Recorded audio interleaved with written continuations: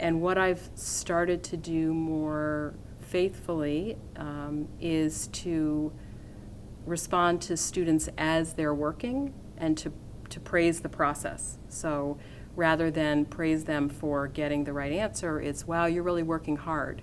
I love what I'm seeing here, regardless of the answer that you come up with. I love what I'm seeing here because you're working so hard. Because research is showing us that it's in the working hard and the struggle that learning really happens. So I think M3 has benefited my teaching practice.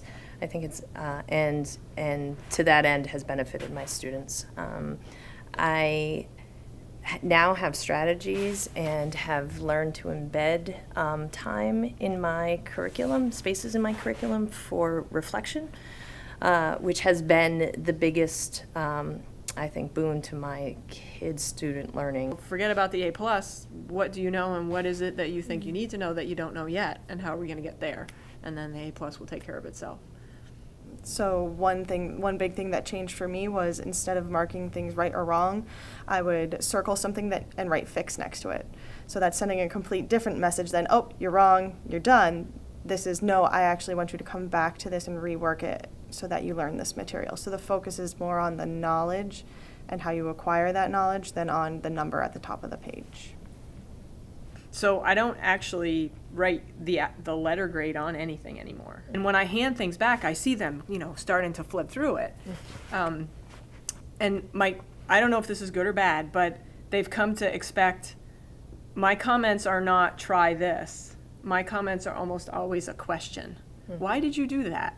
Or what if you tried this? So this idea that learning is continual, and we're going to help you to struggle here in this place before we move on. I mean, we can move on a little bit, but it's not going to go away.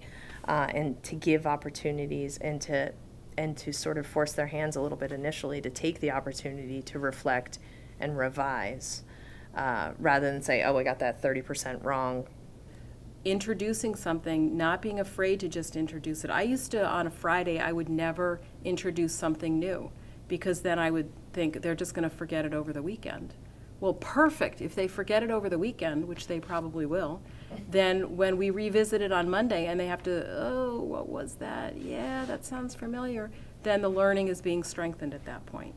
So often it would be, this is perfect. We're introducing this on a Friday, and we'll be able to hit it again on Monday or Tuesday, and that will strengthen the learning. So Yes. make it stick brings up this concept of the illusion of knowing. And I tell my kids all the time, I'm just giving you this so that we can figure out what you don't know so we know how to move forward. That illusion that you don't know what you don't know. There's that, and And you think you know you think when you you really know. don't. Right. Right. You've convinced yourself that I'm good. I get it. You've read this many, many times. You're studying for a test. You've read it and reread it and reread it and reread it, and you can almost say it in your head, and therefore you must know it. But when it comes right down to it, you don't know it. You just sort of, you have the illusion that you know it, but you really don't. And don't even know that it's an illusion. You think it's Right. fact. Right. Don't know what you don't know. Right.